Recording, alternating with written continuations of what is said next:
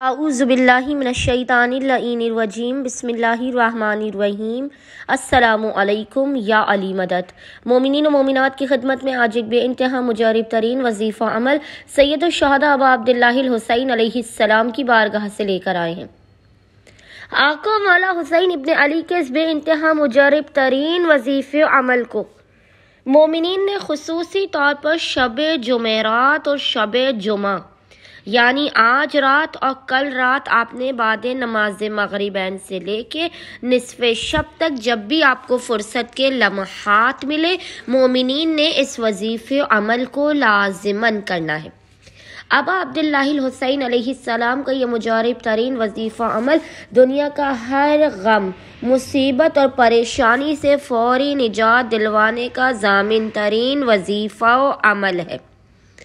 آپ کے رزق کا، اولاد کا، کاروبار کا، شادی کا کوئی بھی مسئلہ ہو وہ فوری حل ہو جائے گا۔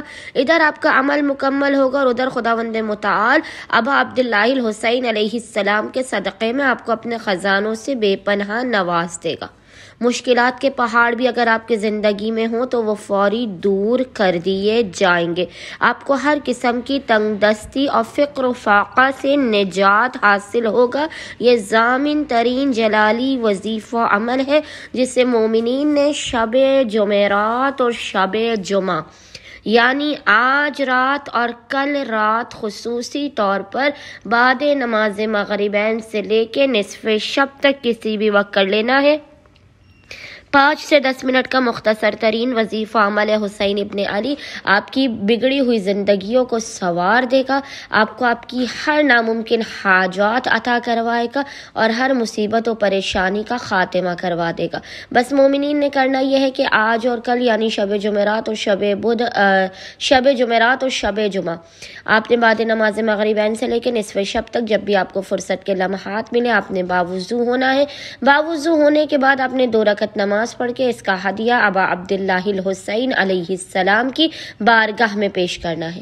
2 رکعت نماز کا ہدیہ آقا مولا حسین ابن علی علیہ السلام کی بارگاہ میں پیش کرنے کے بعد آپ نے مصلی ہی پر بیٹھ کر بنا کسی سے کلام کیے محمد اور آل محمد پر اول و آخر 3 مرتبہ 3 ٹائمز درود بھیجنے کے درمیان میں 1 مرتبہ سورہ رحمان یاد رکھیے گا، 1 مرتبہ سورہ رحمان، 1 مرتبہ سورہ فجر کی تلاوت کرنی ہے۔